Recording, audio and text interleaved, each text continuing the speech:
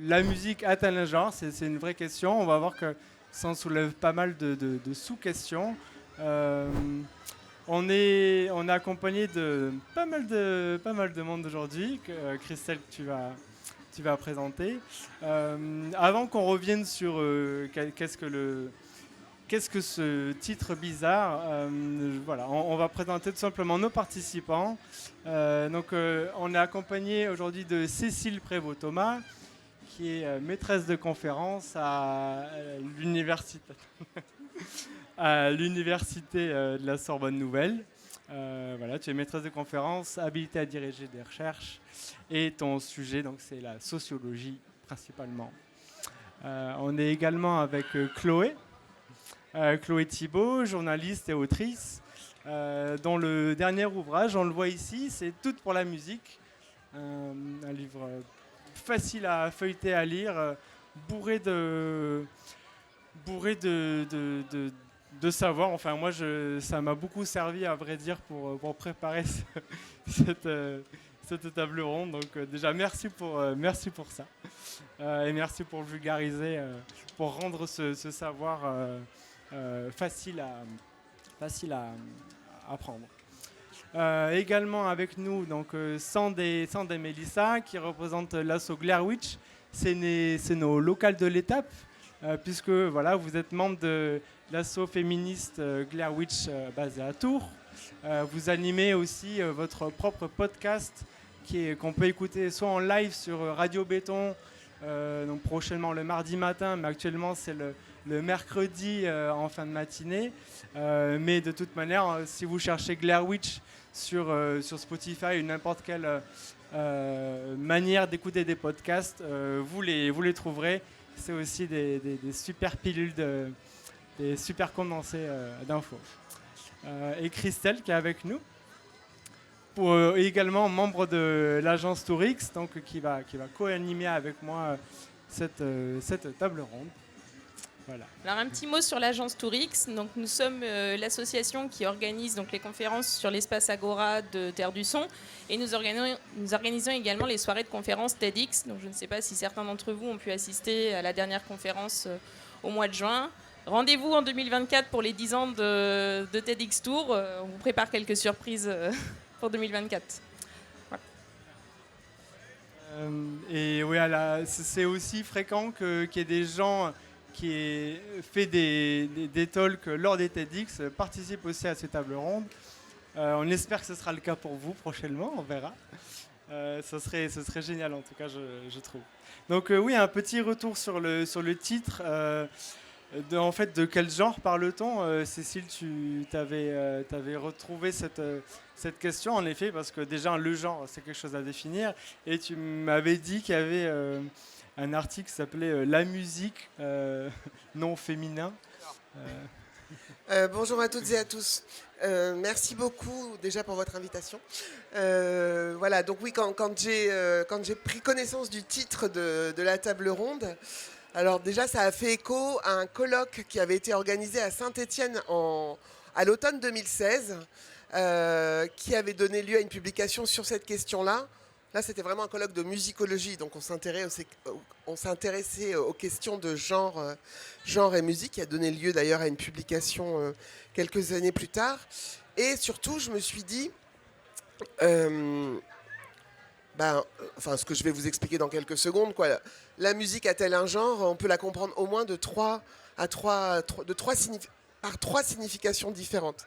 Et puis, en commençant à réfléchir sur cette thématique croisée, en ce moment, très précisément, il y a une émission qui existe, enfin des podcasts qui ont été mis en ligne par Aliette Delalleux. C'est une émission sous forme de podcast, de plusieurs podcasts, qui s'appelle Musique, non féminin. Et je me suis dit, c'est une très bonne initiative, puisque non seulement cette journaliste fait des portraits de musiciennes de toutes les esthétiques musicales, c'est ce qui nous intéresse ici aussi, et en plus elle prend le temps de les présenter. Et j'ai vu que là, depuis hier, elle commence à diffuser aussi ses podcasts sur Instagram. Donc je pense que tout l'été, on va pouvoir mieux découvrir les portraits de ces femmes. Et particulièrement, moi je suis sociologue de la chanson, et parmi les 2 artistes de la chanson francophone qu'elle a dans ses portraits, il y a Colette Mani et Anne Sylvestre, mais il y en a plein d'autres, hein, de musique classique, etc. Voilà. Donc je me suis dit, finalement, c'est intéressant, musique, virgule, non féminin. Quand on ouvre un dictionnaire de la langue française, tout de suite, on tombe là-dessus. Musique, non féminin, et puis après, c'est l'art de combiner les sons, la musique. Voilà. Et en fait, pourquoi je vous parle de ça? Parce que je pense que la question grammaticale, elle est aussi intéressante. Quand on parle du genre de la musique, ben, le fait de dire la musique et non pas le musique, je pense que symboliquement, c'est aussi intéressant. Donc il y a la dimension grammaticale, il y a la dimension sociale, et puis évidemment la dimension esthétique, musicale. Donc c'est à la frontière de ces trois directions qui me semblent intéressantes, enfin pas à la frontière, mais en regroupant ces 3 directions qui me semblent intéressant de réfléchir à cette question. Voilà. Je pourrais développer un peu plus après si vous voulez. Oui, oui. Oui, la musique, pourquoi pas la musique? Après, les anglophones n'ont pas ce problème, mais nous, en tout cas, on l'a cette question. Donc, en effet, même grammaticalement, ça soulève des questions. Pourquoi pas et ce qui fait que, d'ailleurs, la musique, étant donné que c'est un des milieux artistiques les plus libertaires, on pourrait s'attendre à ce que toutes les problématiques de parité soient résolues. Parce que c'est là où on est censé, pour pouvoir vraiment être libre, s'affranchir de pas mal de problèmes ou barrières sociales. Pour autant, je pense que vous vous rendrez compte au cours de cette table ronde ou à son issue que on a toujours des disparités, des hommes-femmes, par rapport à l'industrie musicale ou comment on crée la musique. Donc j'espère que c'est de ça dont on va pouvoir parler.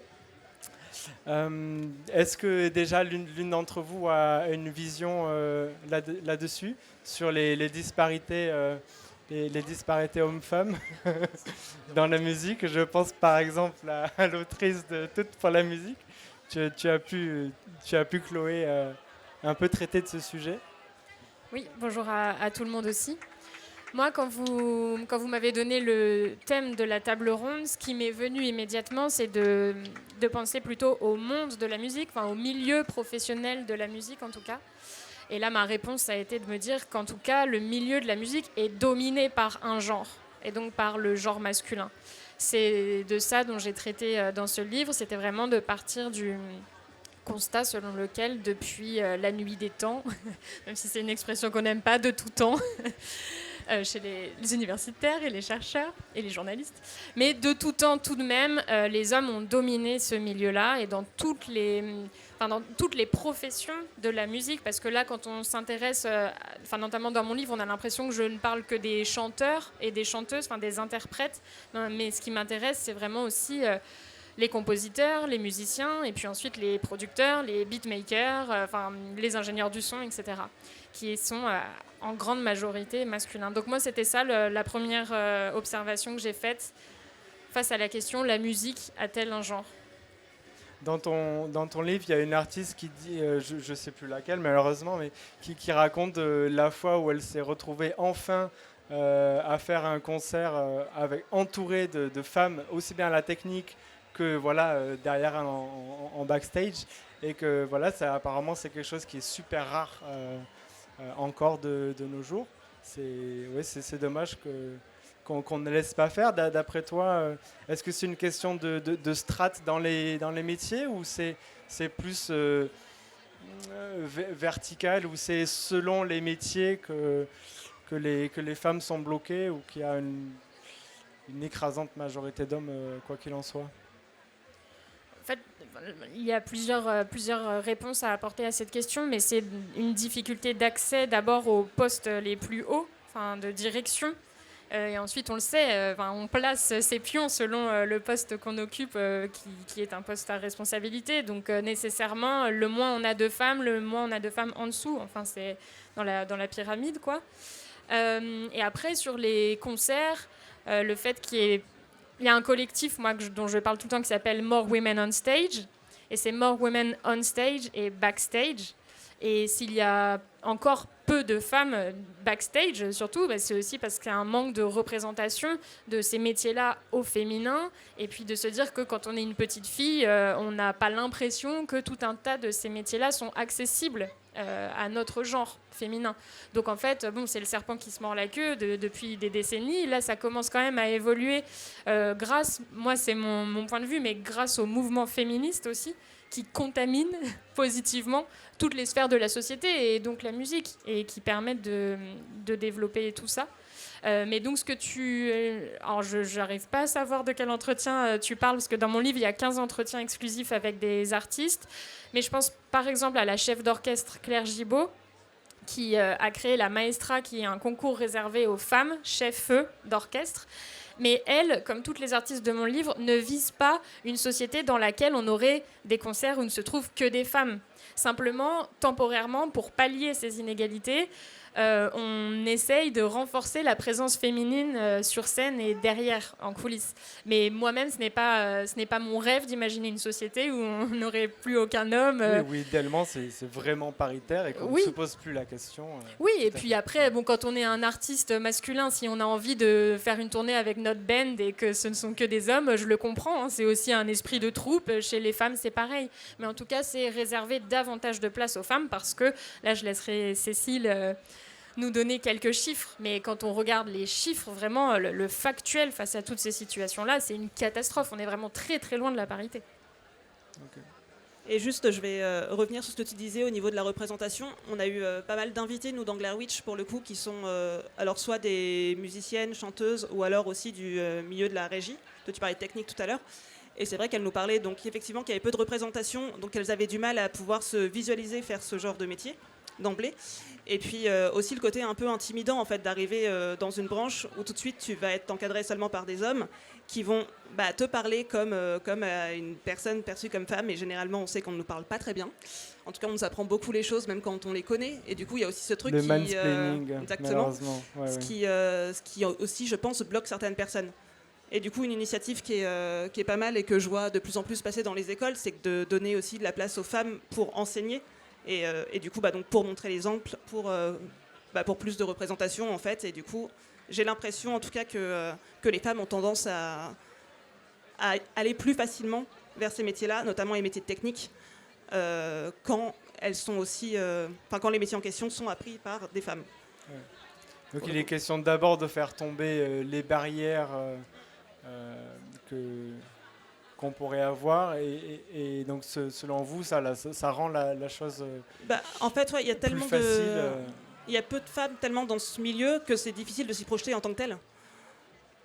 Ouais. Donc du coup effectivement faudrait je pense commencer, mais comme beaucoup de personnes le font, et More Women on Stage par exemple c'est aussi un parfait exemple là-dessus. Faudrait aussi commencer à en fait mettre en avant encore plus d'initiatives de femmes qui essayent d'apprendre ce genre de métier à d'autres femmes, histoire juste qu'on se sente aussi légitime à se tourner vers ce genre de milieu, parce que c'est pas non plus le message c'est pas forcément le message qui est perçu en fait. Ce qui est important de comprendre, c'est que la séparation des hommes et des femmes, les femmes et les hommes dans les rôles sociaux qui leur sont assignés, font qu'ils sont de fait ce qui peut sembler naturel, mais qui est complètement culturel et intégré, assignés à certaines formations, du coup à certains métiers, etc. Aujourd'hui, dans les écoles d'ingé son, il y a 1% de jeunes filles qui font ces études-là. Comme dans d'autres métiers qu'on pense être plus des métiers d'hommes. C'est des choses qui perdurent malgré tout. Après, ce qui se passe, c'est qu'il faut vraiment regarder au cas par cas, secteur par secteur. Est-ce qu'on parle ici des artistes, spécifiquement de la représentativité des artistes? Parce qu'on pourrait parler de tous les métiers, mais c'est hyper important de ne pas oublier les métiers de la régie, du son, des techniciennes et des techniciens, évidemment. Mais c'est un des métiers de la musique qui est le plus sous-représenté, évidemment, malheureusement, en matière féminine. Je vais vous donner quelques pourcentages, parce que ça me semble vraiment important qu'on ait un peu, qu'on puisse visualiser les choses. Donc ce sont des données issues du dernier rapport de l'Observatoire de l'égalité femmes-hommes, publié tous les ans par le ministère de la Culture. Donc c'est pas seulement sur la musique, hein, mais il y a quelques chiffres intéressants sur le milieu de la musique.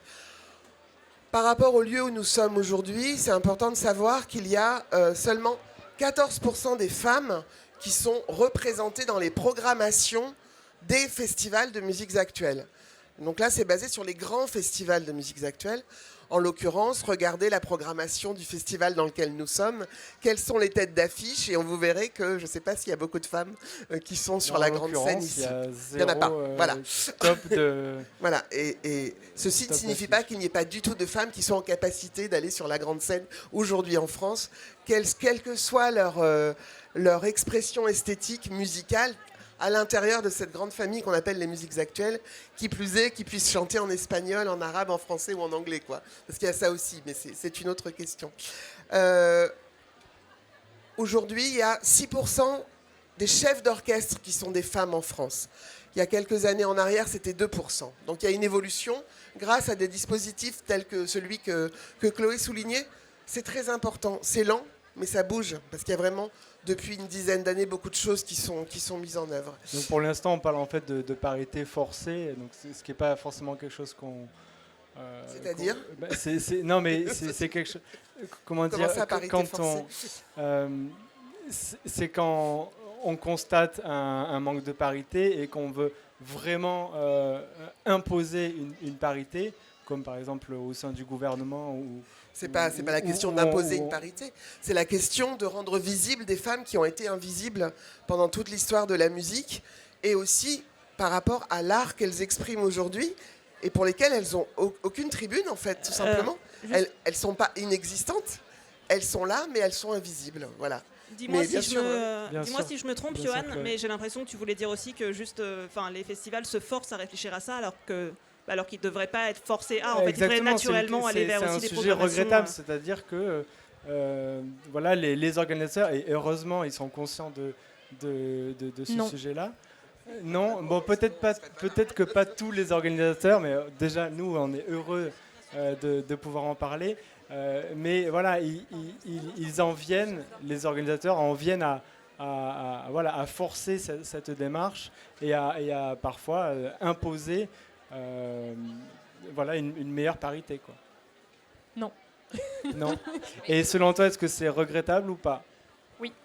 En fait, pardon, moi je suis vraiment ravie d'intervenir, mais en fait, c'est pas parce que là on fait une table ronde d'1 heure sur la musique à tel un genre qu'il y a un effort qui est fait dans les festivals, puisque, comme vient de le souligner ma consoeur, moi le premier réflexe que j'ai maintenant quand je suis invitée dans un événement, c'est de regarder son affiche. Et donc là, je suis contente, mais c'est Orelsan, Chaka Ponk, L'Homme Pâle et j'en passe, donc ce ne sont que des hommes. Donc c'est chouette, on met un pansement sur une jambe de bois et toutes les 4, on est ravis de venir parler de ça. Mais non, la situation n'évolue pas. Ce que je voulais dire sur les chefs d'orchestre, c'était simplement de donner un exemple que j'ai tiré de mon livre, puisque j'ai interviewé donc Claire Gibault. Et elle, par exemple, elle rapporte cette anecdote qui vraiment m'a glacé le sang quand elle me l'a racontée. Elle avait rencontré au détour d'un concours de chef d'orchestre un grand chef d'orchestre homme qui d'abord se bouchait les oreilles quand des femmes passaient le concours, parce qu'il ne voulait même pas entendre le travail qu'elle faisait, et qui ensuite lui a expliqué que de toute façon les femmes ne pouvaient pas diriger d'orchestre parce que physiologiquement leurs bras sont faits pour porter les bébés. Et on parle du 21e siècle, hein? Oui. Bon, ça, c'est un extrait. C'est un extrait de mon livre. Alors, j'aime beaucoup faire du teasing pour vous pousser à l'achat. Mais c'était simplement, en fait, pour te donner une réponse concrète à ce qu'on décrit, parce qu'on donne des chiffres, mais en fait, derrière ces chiffres-là, ce sont ces réalités-là qui se cachent. Je te laisse poursuivre. Il y avait aussi la sœur d'Anne Sylvestre, c'est ça, qu'on ne laissait même pas... je ne sais plus de quelle artiste féminine on parlait, on la laissait même pas chanter, ou on lui mettait des échos lorsqu'elle prenait le micro, et on lui disait arrête. Ah ça, je sais pas du tout à quoi tu fais allusion. Ça me dit rien du tout, cette histoire. Non. Bon, je voulais vous en donner plus, mais c'est pas forcément ça peut être un peu rébarbatif. Mais pour les victoires de la musique aussi, c'est important, parce que c'est peut-être l'événement le plus visible et le plus connu de tous.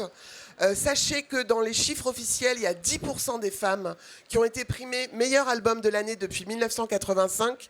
Et vraiment, l'année dernière, je suis allée regarder dans le détail et c'est beaucoup moins de 10%. Donc ça aussi, c'est intéressant de voir comment les chiffres sont parfois gonflées même par des organismes officiels. Je me permets de compléter parce que moi j'ai beaucoup bossé sur les victoires. Et justement, là, le chiffre que tu donnes, c'est pour le meilleur album, hein, c'est ça. Et donc le meilleur album, c'est les professionnels qui votent. Et moi, je m'étais intéressée à la chanson originale de l'année, puisque là, c'est le public qui vote. Donc en fait, je me disais, est-ce que ce sexisme-là, il vient du milieu professionnel ou est-ce qu'il vient de notre société dans son ensemble ? C'est encore pire, la chanson originale, puisqu'il n'y a que 5 femmes en 38 ans de cérémonie qui l'ont remportée. Et dans ces 5 femmes, il n'y en a que 2, qui sont Camille et Zaz, qui l'ont remportée en étant autrice, compositrice et interprète. Donc en fait, en 38 ans de cérémonie, il n'y a que 2 autrices, compositrices, interprètes qui les ont remportées.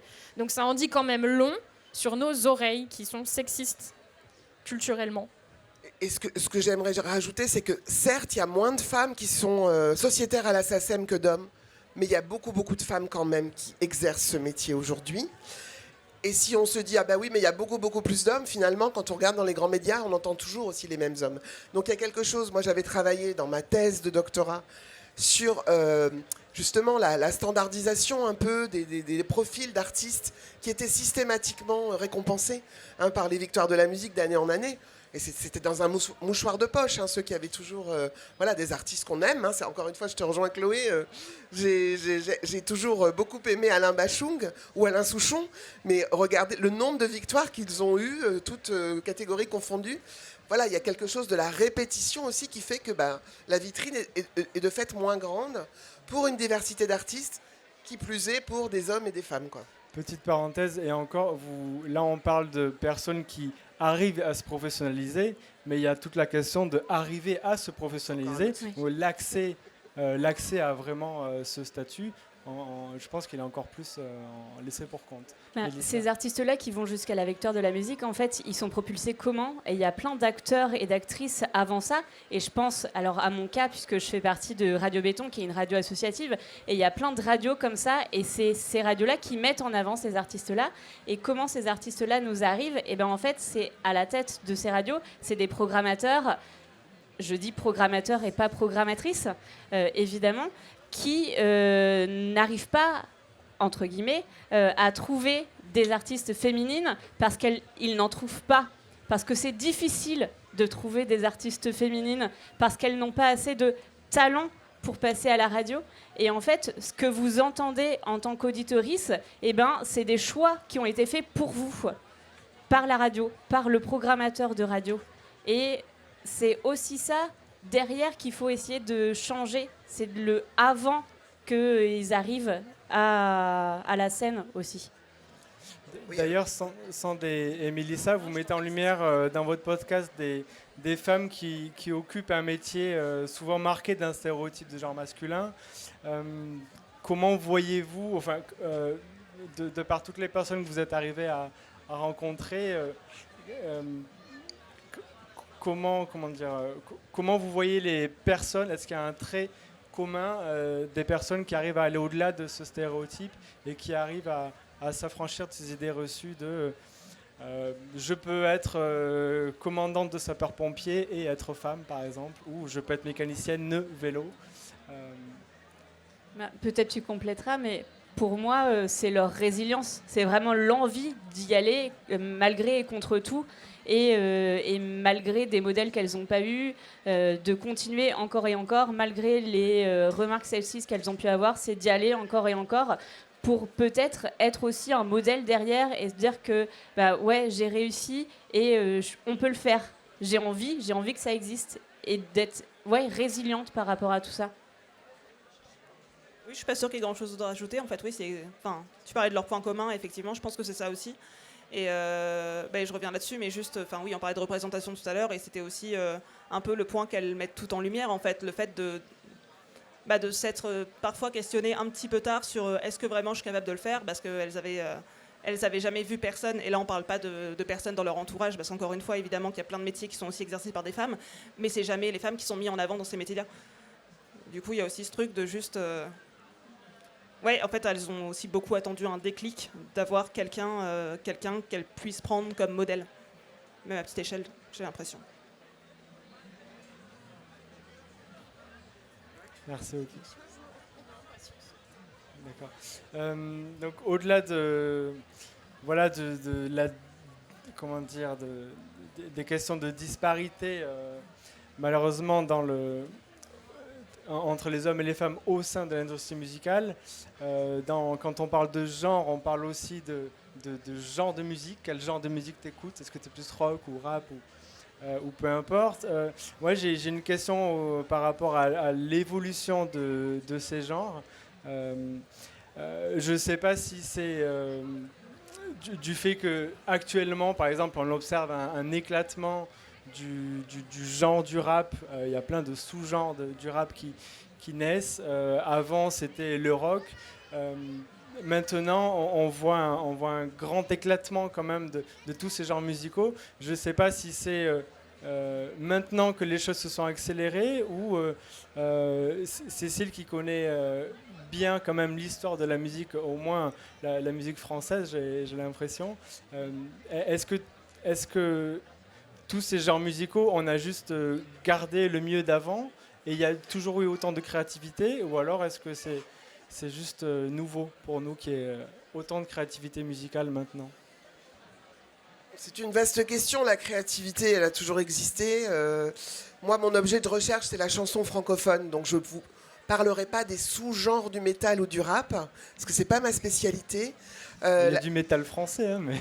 Et je ne travaille pas que sur le francophone quand je travaille, quand je réfléchis sur la musique, dans toutes ses esthétiques, donc les musiques. D'accord. Mais certes, ce n'est pas une accélération, c'est une diversification des possibles, en particulier dans les musiques dites actuelles. Je ne vais pas développer ce terme, mais voilà, qui pose plein de questions. Mais encore une fois, la créativité des artistes, elle a toujours existé. Autant dans les musiques dites savantes que les musiques dites populaires. Certes, les musiques piliers du XXe siècle dans les musiques populaires, le jazz, la chanson dite française, le rock, puis le reggae, enfin voilà, si on reste dans un espace par exemple européen, ça s'est démultiplié, c'est une évidence. Après, c'est deux questions différentes, la créativité et la diversité des genres. Pour moi, voilà, il faut arriver à bien scinder les choses pour bien comprendre le mécanisme. Mais peut-être qu'aujourd'hui, par les moyens de communication aussi beaucoup plus accessibles, par la capacité de créer chez soi de la musique, il y a une plus grande facilité à ce qu'il y ait plus d'amateurs et de créateurs de musique. Ça, c'est une évidence. Voilà. Et est-ce que ça, d'après toi, vous, c'est un vecteur, le fait que la créativité musicale, c'est vraiment démocratisé, on a besoin de moins d'accès au matériel, c'est de plus en plus, ça demande de moins en moins de moyens. Est-ce que ça, selon vous, ça aide à mieux atteindre une parité dans la créativité musicale? Et ça demande pas forcément moins de moyens. Écrire des chansons avec une guitare, ça demande moins de moyens que d'avoir un studio avec plein de... Voilà, ça aussi. Tout est à nuancer en fait quand on parle de ces questions. C'est vraiment important de se poser et de comprendre un petit peu le spectre de toutes les pratiques et les usages que la musique propose aujourd'hui. Je posais cette question parce que on parlait tout à l'heure de ces strates, de comment arriver à se professionnaliser dans la musique, et que voilà, il y a des obstacles qui sont malheureusement des hommes qui laissent passer que des hommes. Chloé, en fait, j'espère répondre à ce que tu as en tête, mais c'est surtout... Donc moi, je vous le disais, dans mon livre, j'ai interviewé 15 artistes de notoriétés différentes, d'âges différents, de genres musicaux différents. Je leur ai posé... mon canevas de base était toujours le même, les mêmes questions pour pouvoir comparer. Et en fait, la conclusion, c'est que qu'importe le genre musical, les problèmes sont les mêmes. Donc d'abord, en fait, qu'on parle de rap, de rock, que sais-je, de classique ou de pop, les femmes sont confrontées au même sexisme. Ensuite, selon moi, ça ne date pas d'hier, le fait qu'il y ait autant de genres musicaux. Mais si on s'intéresse, par exemple, au rock, ce qui commence quand même à se répandre aujourd'hui, c'est que le rock a été inventé par une femme, et une femme noire, qui était Sister Rosetta Tharpe. Nous, on pense tous à Elvis Presley, mais en fait, on sait aujourd'hui, l'histoire est racontée, que Elvis... il s'est inspiré d'elle et d'autres, mais déjà de personnes noires. Invisibilisation. Non, mais c'est ça, c'est parce qu'en fait, déjà, depuis tout à l'heure, on parle de sexisme, mais on ne le dit pas. Mais évidemment, là, à chaque fois, on parle des hommes blancs. Parce qu'il y a ça aussi dans la musique qui est très important. Et ensuite, sur le rap, c'est la même chose. Des figures de femmes noires ont été très importantes dans la naissance du rap. Alors là, elles ont été considérablement éclipsées. Mais là, si on prend aujourd'hui l'exemple de Nouvelle École, le concours de rap de Netflix qui cartonne, là, pour la saison 2, il n'y avait pas une seule femme en finale. Et l'an dernier, il y en avait une et c'était la fille de l'émission. En fait, ce sexisme, il perdure et vraiment, qu'importe le genre. Donc moi, c'est comme ça que j'ai envie de répondre à ta question, c'est qu'en fait, il n'y en a aucun où on s'en tire bien. Et si on pense, très souvent, on a ce constat de se dire, mais non, des femmes, il y en a plein, parce qu'on pense à la pop, parce que dans la pop culture, et ce qu'on voit, ce sont beaucoup de femmes. Mais même là, en fait, on se rend compte que c'est catastrophique et que justement, elles sont réduites au rôle d'interprète. Alors que bien souvent, elles composent, elles écrivent et elles sont multitalentueuses, et on les réduit à ça. Alors qu'un homme, justement, on va vanter le fait, surtout si on pense à nos artistes français récompensés aux victoires, là, on va vanter le fait que ce sont des pygmalions qui ont tous les talents, qui savent tout faire tout seuls, etc. Ce qu'on ne met pas en valeur chez les femmes. Et on revient du coup au principe de départ que la femme doit être douce, maternelle, gentille, faire des chansons pop, faire des petites choses gentillettes et finalement pas quelque chose de plus... diriger un orchestre. Je ne vais pas dire élaboré parce que c'est pas du tout le terme approprié, mais voilà, du coup, non, on va pas la mettre en tête d'affiche de quelque chose de plus, par exemple, dans du métal ou dans du rock ou sur du rap plus dur. On avait l'exemple de Diams qui était dans le rap, mais du coup, on avait un côté très pop, très acidulé, je sais pas si c'est le terme qui peut correspondre. Et du coup, c'est vrai qu'il y a un côté, est-ce que la femme doit toujours être cantonnée finalement à ce rôle doux, gentil, maternel, et si elle sort du cadre, oh non, elle fait trop de bruit, on l'enlève. Moi, j'ai un chapitre très intéressant dans mon livre sur les chansons d'amour, qui s'appelle « Les chansons d'amour, un truc de meuf ». Et en fait, j'ai interviewé une coach vocale qui me parle de Lara Fabian, parce qu'elle est la coach vocale de Lara Fabian. Et en fait, elle me disait ceci, qui est que justement, quand les femmes chantent l'amour, crient l'amour, hurlent l'amour, comme ça peut être le cas de Lara Fabian, elles sont ridiculisées, elles sont parodiées, alors que ce sont des caractéristiques qu'on va célébrer, par exemple, chez un Jacques Brel. Et en fait, j'avais fait le parallèle justement avec Taylor Swift aujourd'hui, qui dans une interview disait qu'elle en avait marre qu'on lui reproche de chanter des chansons sur l'amour, sur ses petits amis, sur ses ex, alors qu'il y a tout un tas d'artistes comme Ed Sheeran qui fait ça à longueur d'album et qui cartonne.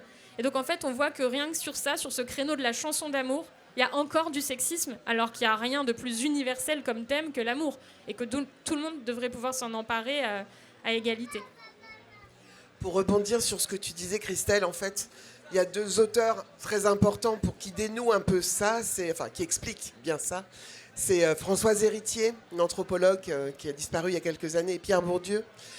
Françoise Héritier, elle parle de la valence différentielle des sexes pour dire comment les stéréotypes sont ancrés dans nos cultures, mais de manière quasi universelle, quoi. En partant tout simplement de l'homme qui est créateur et de la femme qui est procréatrice. Et on en est un peu encore là. Quand je t'entends dire ça en 2023, je me dis, voilà, moi ça fait 20 ans que je travaille sur ces questions de genre au sens social et musique. Et c'est des choses qui étaient déjà là et qui étaient... en tout cas, à l'université française, on s'est vraiment parlé de ces questions il y a une vingtaine d'années déjà, mais c'était déjà le cas aux États-Unis un peu avant, etc. etc. Et donc, c'est vraiment ça. Dans ce que tu décris, Chloé, c'est toujours une continuité. J'ai l'impression que ça n'a pas vraiment évolué, quoi. Les mentalités par rapport à ça. Et comme tu disais, la femme est d'abord interprète, enfin, en tout cas dans les mœurs et dans la profession, etc. etc. Sur le répertoire très très large de la chanson francophone, depuis les débuts, c'est-à-dire fin du 19e jusqu'à aujourd'hui, la dernière génération, il y a beaucoup plus de... J'ai travaillé sur les compositrices de chansons. Mais il y en a énormément, des compositrices, autrices, compositrices, interprètes. Mais elles sont totalement méconnues. Je pense qu'il y en a... c'est un peu comme pour les femmes qui font du rap, quoi. Voilà, chez Madame Rap, sur le site Madame Rap, il y a plus d'une centaine, 200, 300, je ne sais plus combien de femmes rappeuses professionnelles ont été identifiées en France. Donnez-moi 5 noms. Aujourd'hui, de rappeuses en exercice. Le temps radio qu'elles voilà. occupent. Et là, je parle francophone, mais on pourrait élargir la discussion. Non, mais sur ce point précis, moi, l'un de mes combats principaux est linguistique. Et c'est une tournure que j'utilise moi, qui joue avec ni pute ni soumise, mais c'est ni muse ni groupie. Parce qu'en fait, dans le monde de la musique, les femmes sont réduites à ça, que ce soit sur scène ou en dehors. Et moi, ce que j'ai travaillé, mon premier livre était sur Serge Gainsbourg, donc j'ai consacré beaucoup de temps à des hommes, auteurs ou artistes. Et en fait, systématiquement, Serge Gainsbourg est présenté comme un Pygmalion avec toute une galerie de muses. Et en fait, toutes les artistes qui sont des artistes à part entière sont réduites à ce rôle-là. Et même nous, en tant que consommatrices de musique, on a ce risque d'être vus comme des groupies. Et si on regarde de près ces deux mots, l'équivalent masculin n'existe pas. Il n'y a pas un muse et il n'y a pas un groupie. Le groupie, c'est un amateur. C'est un amateur de jazz et nous, on est la groupie hystérique devant un artiste pop. Donc en fait, globalement, on nous range dans des rôles, qu'on soit active ou passive face à la musique. Il y avait une autre tournure que j'avais bien aimée dans ton livre, c'était Girls Just Wanna Have Fun, Fundamental Rights. Comment ? Non, c'est pas de moi, c'est justement... Oui, voilà, où c'est cité, oui. c'est cité dans ton livre. Tu peux revenir sur la personne qui dit ça ? En fait, c'est parce que moi, je m'intéresse aux origines de la chanson féministe et je reviens sur quelques titres, et donc notamment Girl Just Wanna Have Fun de Cyndi Lauper, en disant qu'il y a une incompréhension face à ce titre, selon moi, parce qu'aujourd'hui, on croise beaucoup ce détournement en manif féministe de Girl Just Wanna Have Fun, Fundamental Human Rights. En fait, c'est comme dire à Cyndi Lauper non mais attends, nous on veut des choses plus concrètes que du sexe et du fun. Mais en fait, l'origine vraiment de la chanson, qui n'était pas de Cyndi Lauper, mais d'un type qui s'appelle Robert Hazard, en prononciation française. En fait, je pense que tout le monde connaît la chanson, mais c'était de dire... bah oui, mais moi j'aimerais bien trouver une fille bien. Enfin, je vais pas tout vous traduire, mais en gros, mon père m'appelle au milieu de la nuit et il me dit mon gars, qu'est-ce que tu fais ? Il faut que tu te cases. Et lui, bah oui, j'aimerais bien trouver une fille bien, mais les filles, elles sont légères, elles pensent qu'à s'amuser. La version de Robert Hazard, elle a pas du tout marché, tout le monde s'en fout. Cyndi Lauper, elle l'a complètement mise du point de vue féminin. Sauf que elle, quand elle fait ça, dire Girl Just Wanna Have Fun, ça veut dire Just Wanna Have Fun comme les hommes. Donc ça veut dire pouvoir mener cette existence où je fais ce que je veux, où je couche avec qui je veux, où je suis légère si je veux, sans risque pour moi. Et en fait, c'était une chanson très engagée. Donc pour moi, c'est juste ça que j'analyse en disant qu'en corrigeant le titre de la chanson, on se trompe, parce qu'en fait, elle est hyper engagée. D'ailleurs, quand on regarde le clip de Cyndi Lauper, il n'y a que des femmes, c'est elle qui l'a réalisé. Et c'était vraiment un hymne féministe, en fait, et archi badass. Oui.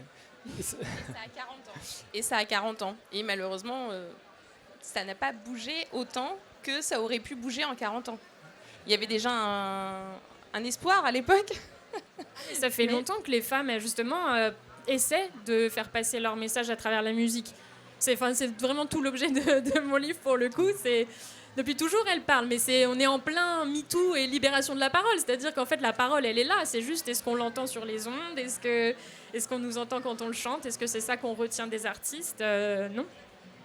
Et puis ça dépend aussi de la visibilité qu'on donne même aux actions collectives des femmes. Ça, c'est un autre sujet pour lequel il n'y a que les femmes qui parlent des femmes. Donc la parité aussi par rapport à la parole, bon, c'est autre chose. C'est pour ça que je tenais à présenter cette table ronde, si vous voulez. En grande majorité.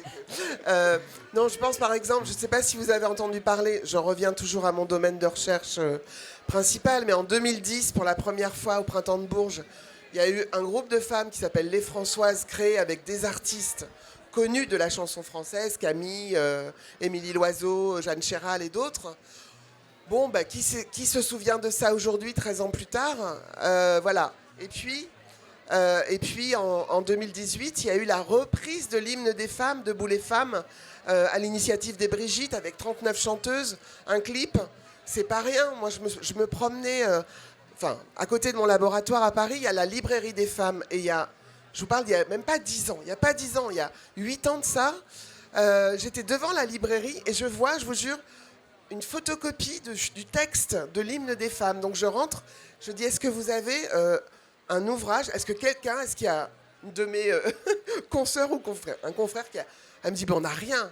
Personne ne s'est jamais emparé, n'a écrit d'ouvrage sur cette... Bon, moi j'ai participé à des colloques sur les, évidemment, chansons et femmes plein de fois, mais sur ce texte-là.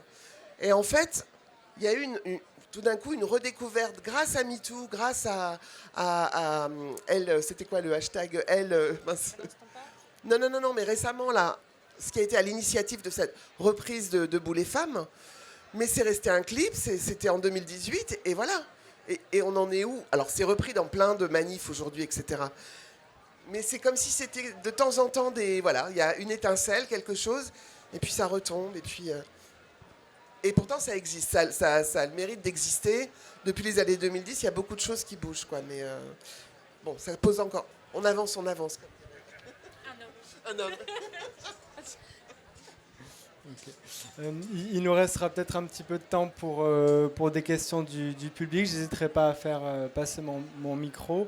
Mais puisqu'il nous reste un petit peu de temps, à moins que quelqu'un veuille ajouter quelque chose à ce stade-là. Okay.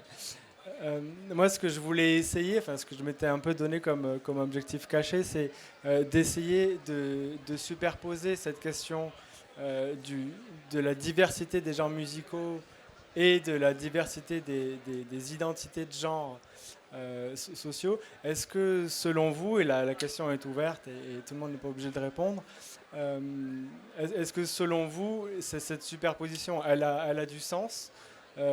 Est-ce que le fait que maintenant, ce soit de plus en plus facile, en tout cas, d'assumer son identité de genre, ça donne lieu à de la créativité musicale? Est-ce que ça aide à accélérer la créativité musicale, selon vous?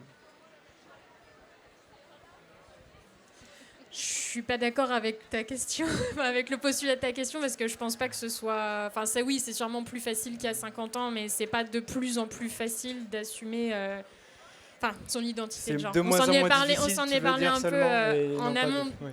Je sais pas de quoi tu veux tout à fait parler, mais en tout cas, sur les minorités de genre, sur l'homosexualité, sur toutes les questions LGBTQIA+, etc., ça reste toujours super compliqué. Là, tu vois...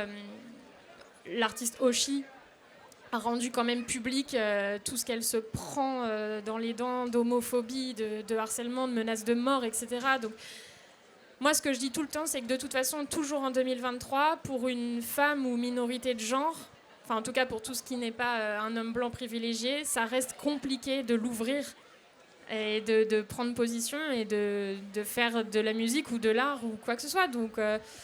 j'ai du mal à répondre à ta question parce que voilà, je pense que c'est toujours infiniment difficile et les artistes d'ailleurs en témoignent ma démarche dans le sens où j'ai essuyé beaucoup de refus dans mes demandes d'interview et très souvent c'était...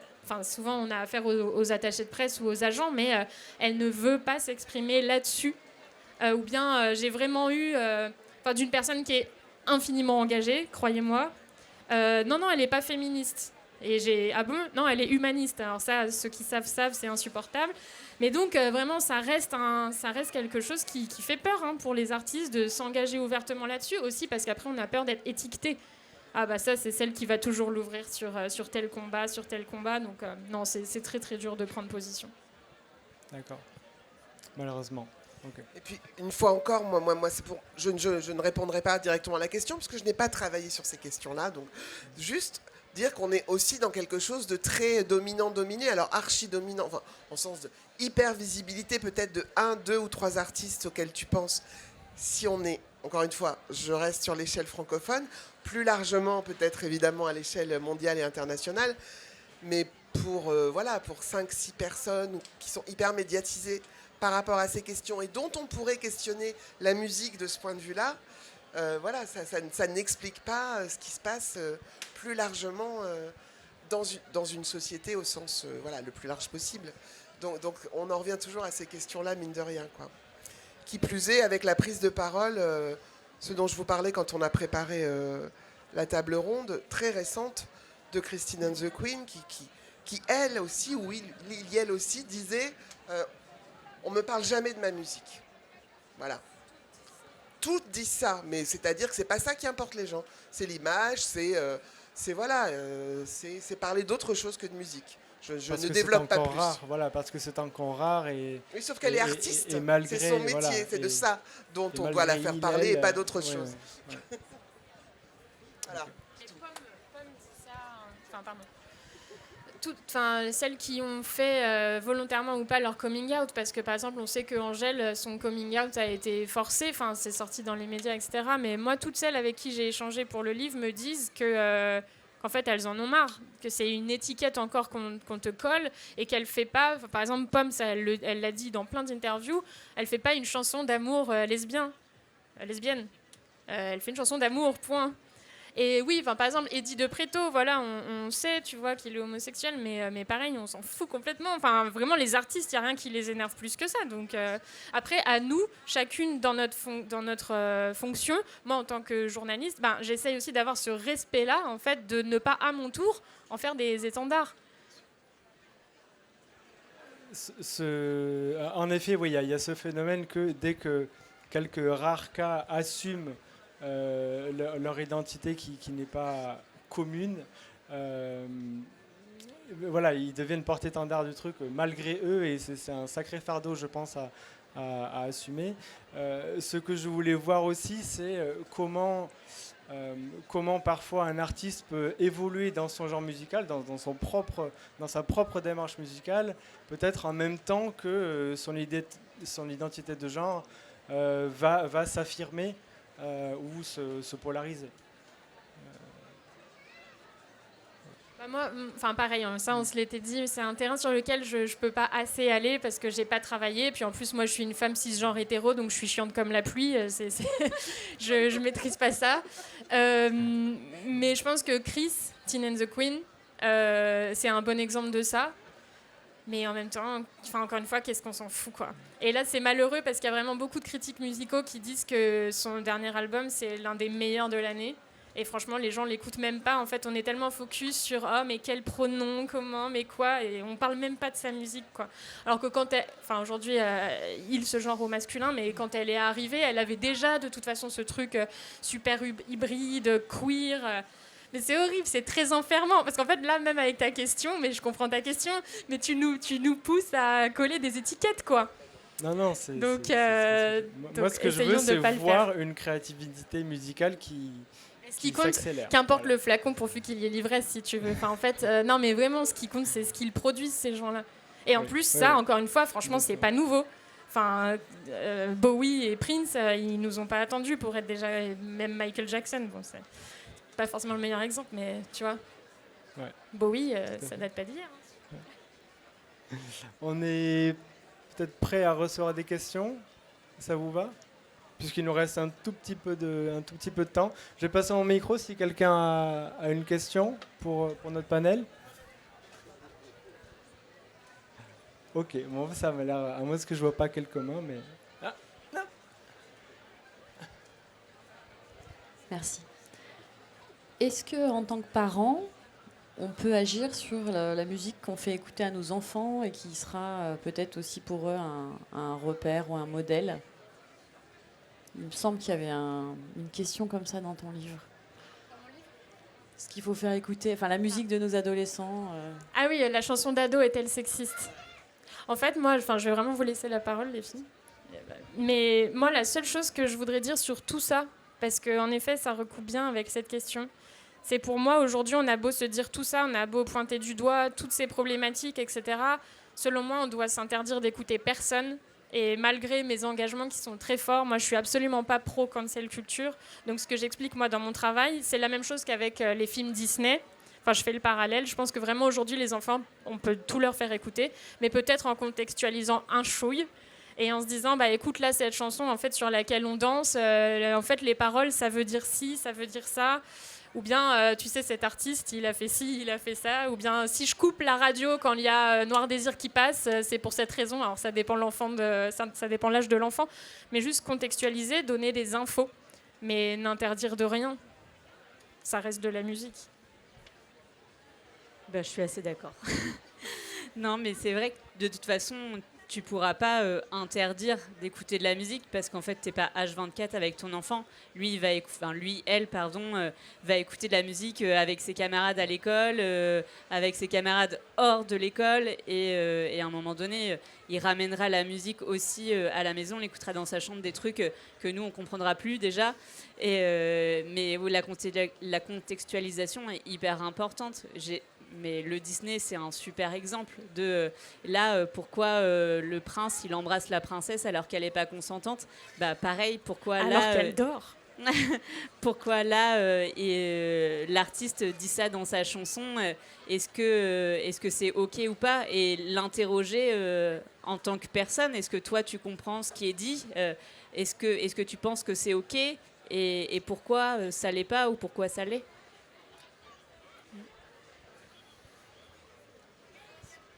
Moi, j'ai pas de réponse parce que je suis sociologue et pas éducatrice ou enseignante. Donc, juste dire que ici, on parle de musique et d'art et d'expression artistique, quand même. C'est pas tout à fait la même chose que du discours ou du. Voilà, mais c'est important de dire ça.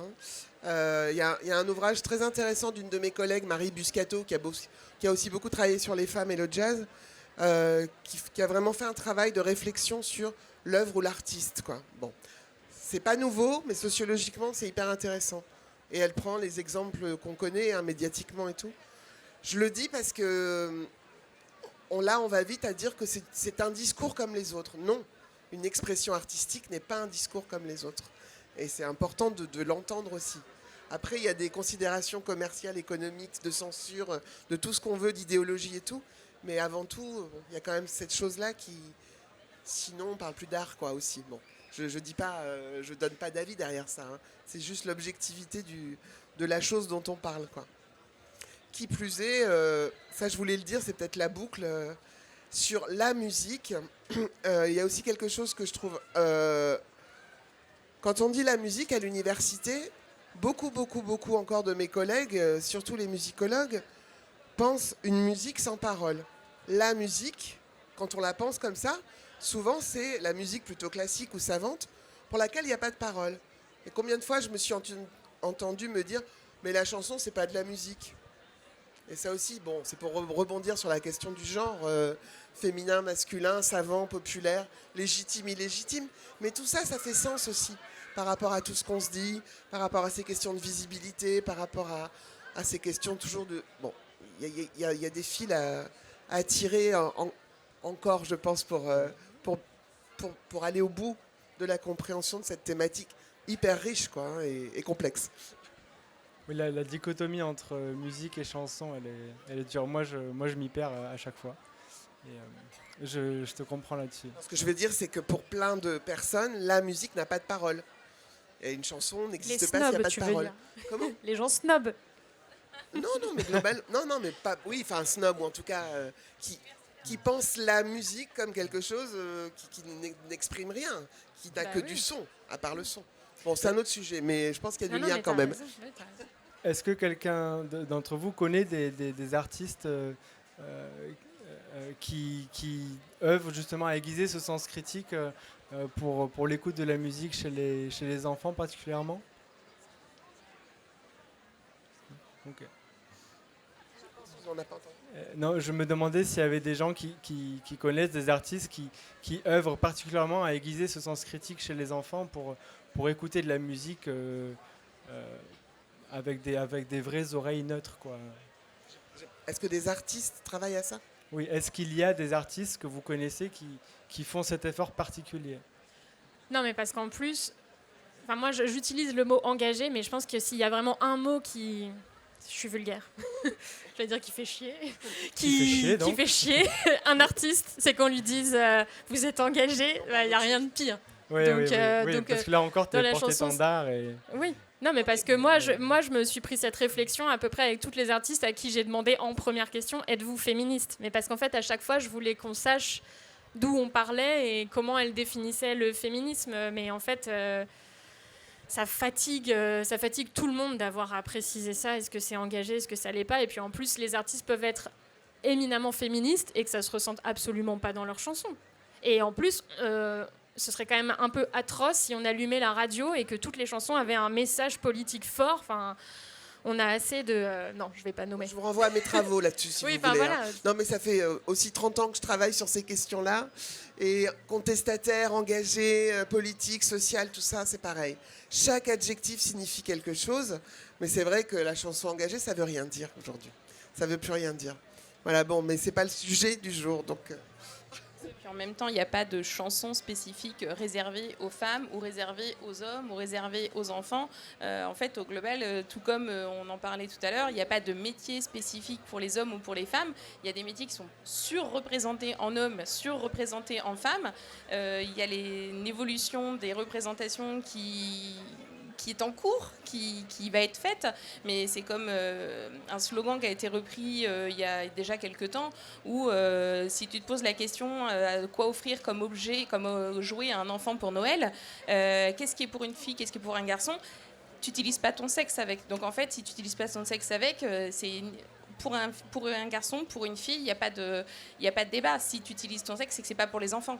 Voilà, il n'y a pas de débat là-dessus. Il n'y a rien qui est réservé que aux hommes, il n'y a rien qui est réservé que aux femmes. C'est juste une ouverture d'esprit à avoir et une acceptation globale de l'art en général, des plaisirs et de la culture en fait. Enfin,